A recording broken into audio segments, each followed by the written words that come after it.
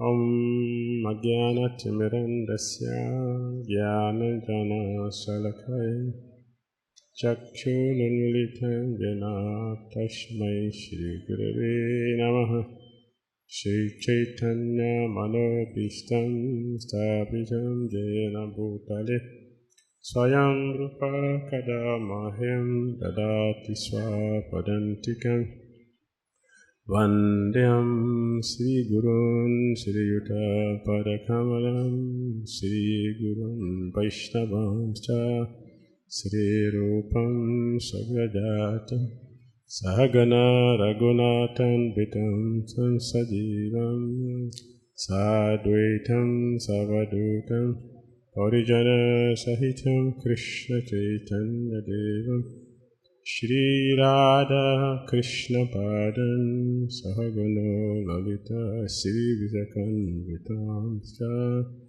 He Krishna Karuna Sindhu Dina Bandhu Jagatpate Gopisa Gopika Kanta Radha Kanta Namastute Tapta Kanchana Gaurangi Radhe Vrindavaneshwari Presavana Suti Devi Pranamami Hari Priya Bantakalpataru Vyasta Vipasandivyavacha Patitanam Pavinavyo Vaishnavyo Namo Namaha Jai Shri Krishna Chaitanya Prabhu Nityananda Shri Advaita Gadadhara Shri Vasadi Gaura Bhaktivinoda Hare Krishna Krishna Krishna Hare Hare Hare Rama Rama Rama Hare Hare. Srila Prabhupada ki jai.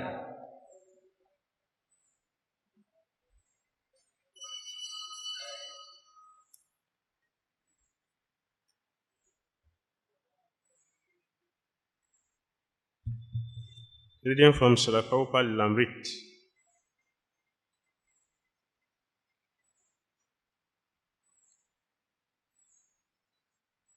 Beginning the temple of Krishna Balaram. Mayapur, March 1974. While traveling from Calcutta to Mayapur, Prabhupada stopped as usual at the pleasant, secluded mango grove and sitting on the straw mat, took a breakfast of fresh fruit. A group of his disciples and his sister, Baba Tarini, were also present. And Prabhupada saw that everyone received prasadam. He then returned to his car, and the caravan continued to Mayapur. As Prabhupada's car approached the Mayapur Chandrodaya Mandir, he was met by a roadblock of ISKCON devotees waiting at the spot known as Srivas Angan, about 2 miles from the ISKCON property. 400 devotees from America, England, Europe, South America, Australia, India, and other parts of the world sang Hare Krishna, following Prabhupada as he rode slowly towards the Mayapur Chandrodaya Mandir. Prabhupada smiled. Looking out from the back seat of the car, he recognized many faithful disciples, all hankering for his merciful glance of recognition. The car, surrounded tightly by devotees, inched its way through the gate and up the long drive to the temple. Along the roadside and around the temple buildings, colorful marigolds and tiger were abloom, enhancing Srila Prabhupada's joyous reception. The temple room was completed, its sparkling marble floor, freshly painted walls, and crystal chandeliers, all having been readied just a few days before. After offering obeisances before the resplendent golden forms of Radha Madhava on the altar, Prabhupada turned and walked the long temple hall to sit on his Vyasasan and address his first truly international gathering of disciples. He welcomed them to Mayapur, acknowledging that on this day, Bhakti Thakura's prediction had come true. The devotees shouted triumphantly, "Jai, Jai, Srila Prabhupada." Bhakti Thakura had written, "Oh, for that day when the fortunate English, French, Russian, German, and American people will take up banners, mridangas, and karatals and raise kirtan through their streets and towns. When will that day come?"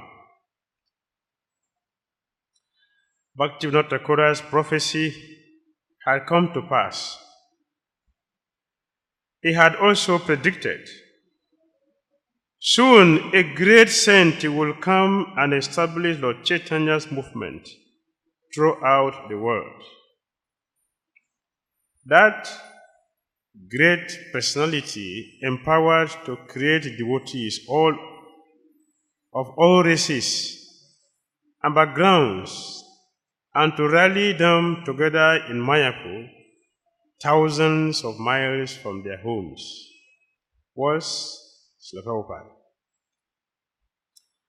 And although he saw himself as instrument of their chariots, his disciples saw him as the personification of Lord Chaitanya's and Lord Nityananda's mercy, as stated in the Chaitanya Charitamrita.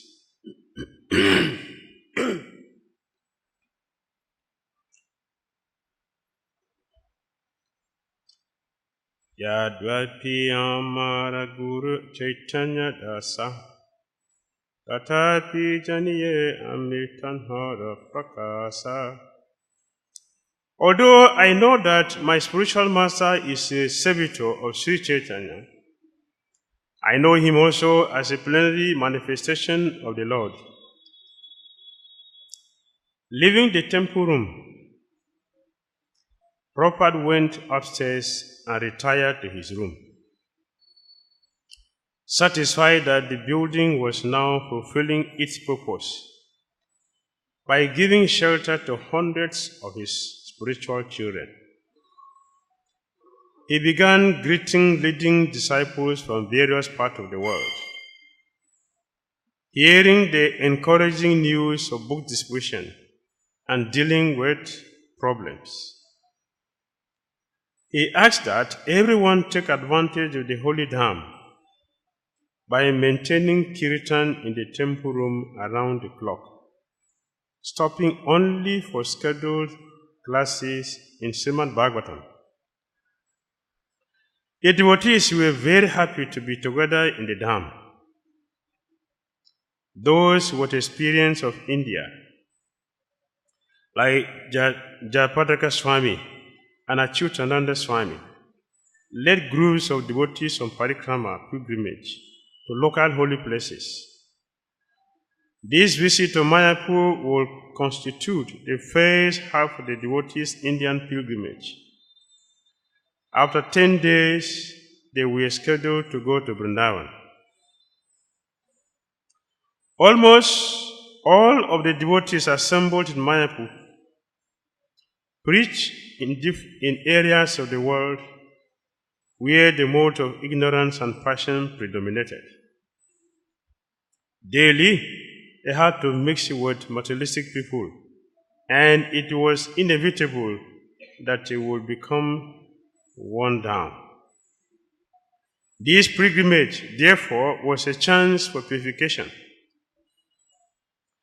Although they were not advanced in birth or in knowledge of the Sanskrit Vedas, Prabhupada had accepted them, and that was their certification as devotees. They were bona fide candidates for understanding the meaning of the Dharma. They will become refreshed by bathing in the Ganges in Mayapur and the Jamuna in Vrindavan. And they will return to their respective centers throughout the world, purified and renewed for more active preaching.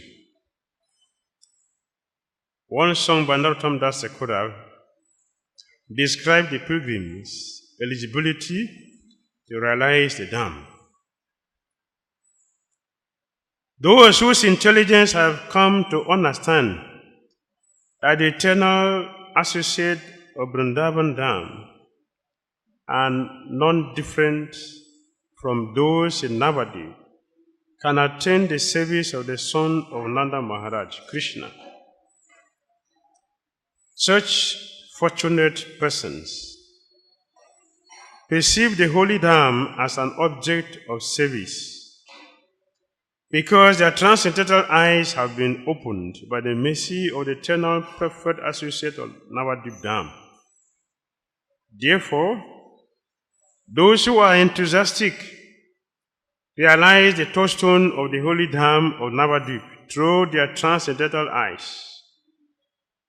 Thereafter, they reside in the holy Dham of Navadip, which they know to be non-different from Vrindavan, and serve in their eternally perfected spiritual bodies.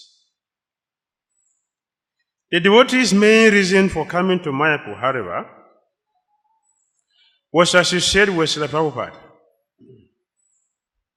He was always traveling, and his disciples could only expect to see him briefly from time to time as he passed through their area. To see him in Mayapur and Vrindavan, where they could be with him daily on walks and in the temple, was the most ecstatic part of the festival. Prabhupada's happiness to be in Mayapur was increased many times by the large gathering of his international family. He wanted this. Mayapur was for the devotees. Prabhupada even thought that, if possible, all the devotees should stay here permanently and simply go on chanting. Although he admitted that it was not practical in terms of world preaching. He derived great satisfaction from sitting in his room above the temple hall and hearing the constant rousing kirtans. Bhakti has said, he remarked, "There is nothing of value in all the 14 worlds except the chanting of the holy names." At Prabhupada's request, his governing body commission members had gathered in Mayapur. Their purpose was to discuss ISKCON's preaching activities around the world, and then to pass resolutions to direct that preaching. This was the first time they had met as a body in Prabhupada's presence, and he instructed them how to conduct their meeting. They should not simply talk, he said. Rather, someone should present a proposal which should then be discussed and voted on. All resolutions should be listed in their minutes. Chalk out your plans for the year, Papa said. And then whatever you decide, Do not change it. Do not change it, but carry it out. Then next year you can meet and discuss again. He was not in favor of prolonged meetings, but he was satisfied to see his GBC secretaries seriously confronting all items on the agenda for the sake of a growing Krishna Consciousness movement. One of the main features of the Mayapur festival was the arrival of advanced copies of the recently published volume of the Chaitanya Charitamrita. The volume contained chapters 7 through 11 of the Adi Leela and included color illustrations by Prabhupada's disciples. Chapter 9 especially glorified the Sankirtan movement begun by Lord Chaitanya, and verse after verse ecstatically confirmed the authenticity of Srila Prabhupada's movement. Krishnadas Kaviraj Goswami describes Navadvip Dham as the place where Lord Chaitanya had planted the seed of the Krishna Consciousness tree. In one verse he states, "Thus the branches of the Chaitanya tree formed a cluster of society with great branches covering all the universe." And Srila Prabhupada had written a conclusive one-sentence purport to this verse. Our International Society for Krishna Consciousness is one of the branches of the Chaitanya tree. Prabhupada's Chaitanya Charitamrita translation and commentary was the fruit of the Chaitanya tree. It was fully authoritative and parampara, but never merely academic or technical. Its teachings stress that Chaitanya Mahaprabhu's desire to widely distribute devotional service should be the desire of everyone. It left no doubt about what Prabhupada expected from the members of the Krishna Consciousness movement. The only purpose of the preachers of the Sankirtan movement must be to go on preaching without restriction. That is the way in which Sri Chaitanya Mahaprabhu instructed the Sankirtan movement to the world.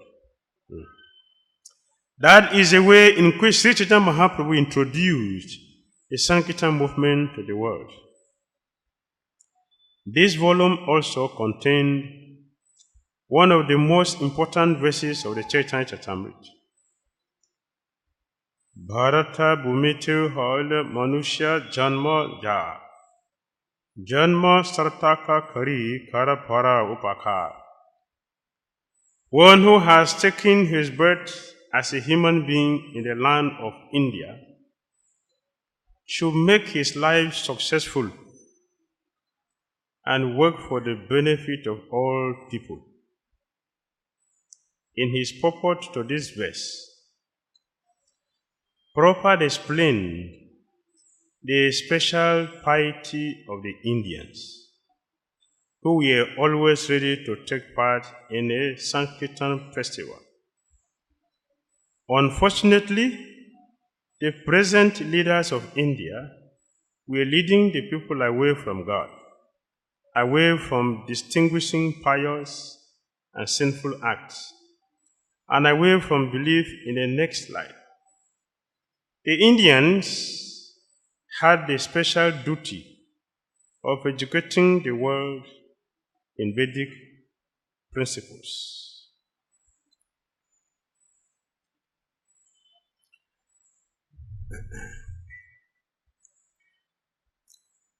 Few days ago in Kanpur, the devotees requested that we should speak on this verse. So we are remembering in other places Prabhupada has spoken about this. and also in the lectures. One of the lectures in the 5th canto, so the Prabhupada quoted this verse. And then he said, Para Upakar. We Indians, our duty is to do good to people. Prabhupada said like that. We Indians, our duty is to do good, it's not to do bad. What is the good Indians have to do for the world? These days, Indians are all over the world. But they are not all over the world for doing good for people. They are all over the world as engineers to make money. This is not the duty of Indians. In the 1st canto of Bhagavatam, Prabhupada said, because the Indians have failed in their duties in giving Krishna consciousness to the world, the whole world is in problem.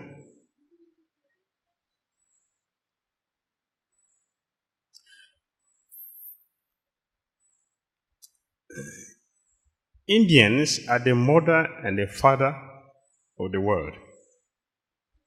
The duty of the mother and the father is to take care of the children. And so the Bhakti Saraswati Thakur Prabhupada said, particularly to Indians, to the whole world and particularly to Indians, we are not given this human body to become artisans. We have been given this human form of life to preach Krishna consciousness, to distribute Krishna consciousness. Look at the mind of our acharyas. Bhakti Thakur, his meditation and his prediction is to bring the whole world to India. And Prabhupada said here, if possible, let the whole world live in India, particularly to the devotees. They should live in India, in Mayapur, and chant, dance. But for preaching, we have to go out.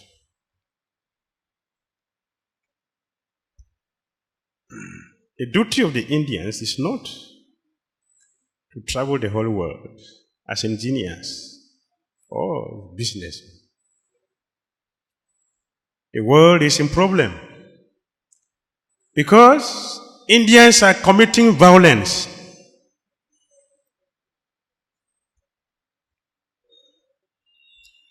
In Bhagavad Gita chapter 13, 8 to 12, Krishna has enumerated 20 items of religion. One of them is ahimsa.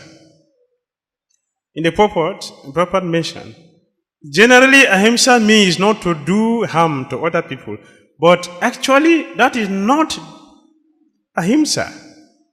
In this material world, everyone is suffering for want of Krishna consciousness, not because of money, for want of Krishna consciousness. Therefore, if we are not distributing Krishna consciousness, we are committing violence. So, Indians have the responsibility to deliver the whole world by giving Krishna consciousness.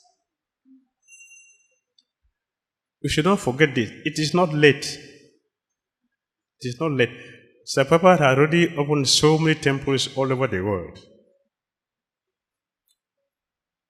So you can still go out. Come to our place.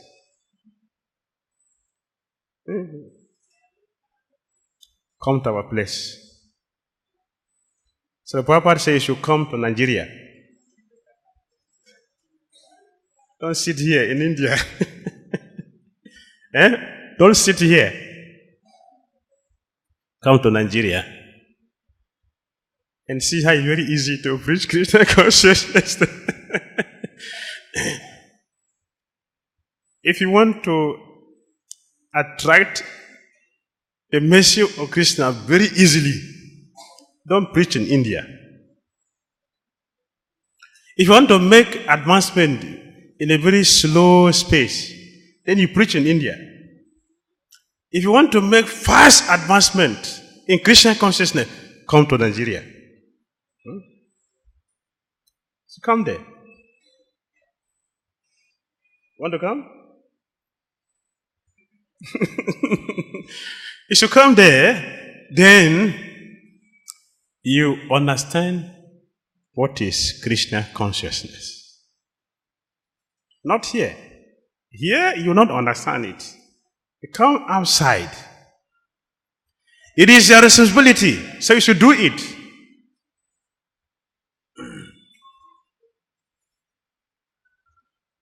Now you are distributing many books. You come to Nigeria and see how many books you will distribute in a day. Yeah? then you can understand that you are beginning your Krishna consciousness. It's the beginning of your Krishna consciousness. So come outside and preach. So the Prabhupada did. He left Goloka to a place he described as horrible. Prabhupada described America as horrible place. Why did you bring me to this horrible place? So if he had gone to West Africa, what would he say? If America is horrible, what would he say about other places? But he planted Krishna consciousness and it has spread all over the world.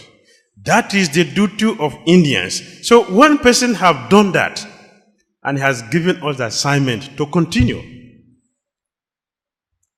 To continue this, the Prabhupada has established GBC. That every year they should come together and discuss how to expand Krishna consciousness.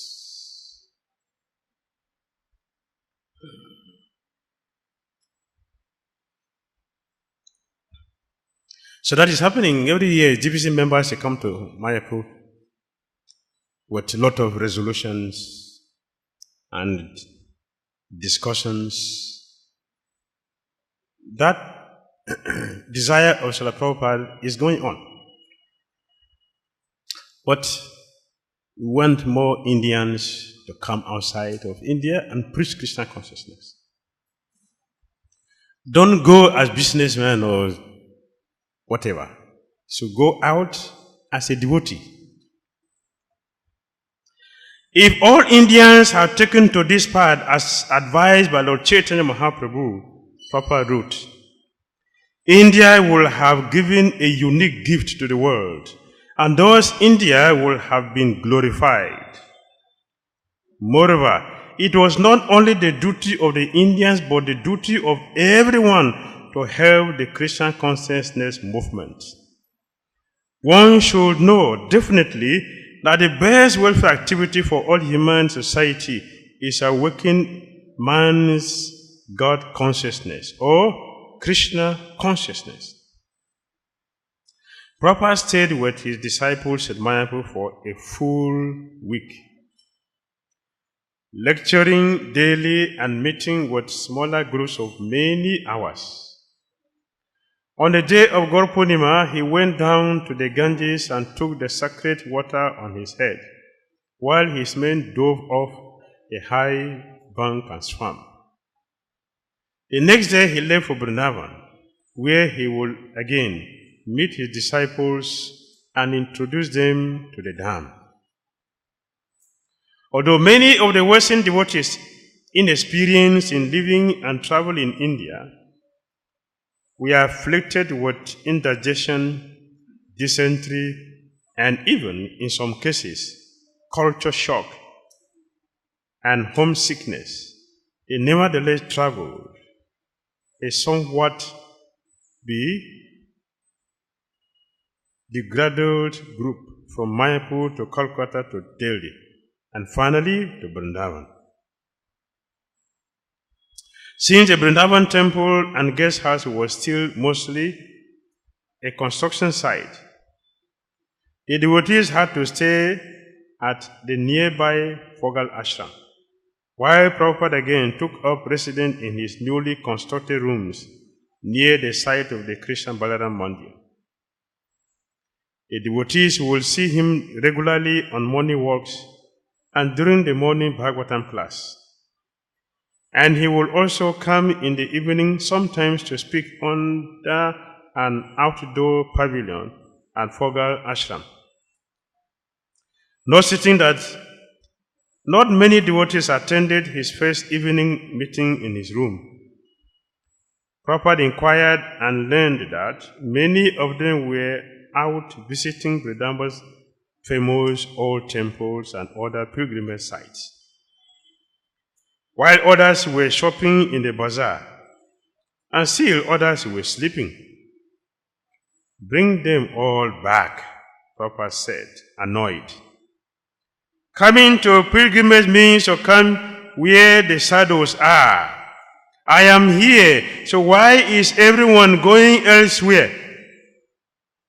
On hearing this, so many devotees came to Prabhupada's room that they could not all fit in. Prabhupada began talking about tapasya, austerity. The tapasvis in Vrindavan go naked, he said, even in the cold. They are determined not to take birth again for material life. He described how the living entity before birth remains cramped within the womb, a condition much like being tied by the hands and feet and thrown in the ocean. Worms within the mother's body bite the skin of the embryo, and the living entity suffers. Because Maya deludes us into thinking we are happy, Prabhupada explained, we have to again enter the womb of a mother. And although in one lifetime we may be a wealthy human being, in the next life we may be a bug or hog or dog. So this life is for tapasya, Prabhupada said. But we cannot execute severe penances in this age. So our penance is to try to perform poor, crazy persons. So our penance is to try to reform poor, crazy persons. One should take voluntary pains for Krishna. Krishna comes to save the fallen souls. So if you help a little, he will be pleased. Krishna comes himself, and he sends his devotee, and he reads books. And still, we are mad for sense enjoyment. Our penance, therefore, is to try to reform the fallen souls. Prabhupada's preaching uplifted his disciples, whose duty was to preach to the citizens of many lands. They had come at Prabhupada's bidding to visit Mayapur and Vrindavan, but their real work was to save the fallen souls of their native countries. And Prabhupada's preaching filled them with determination.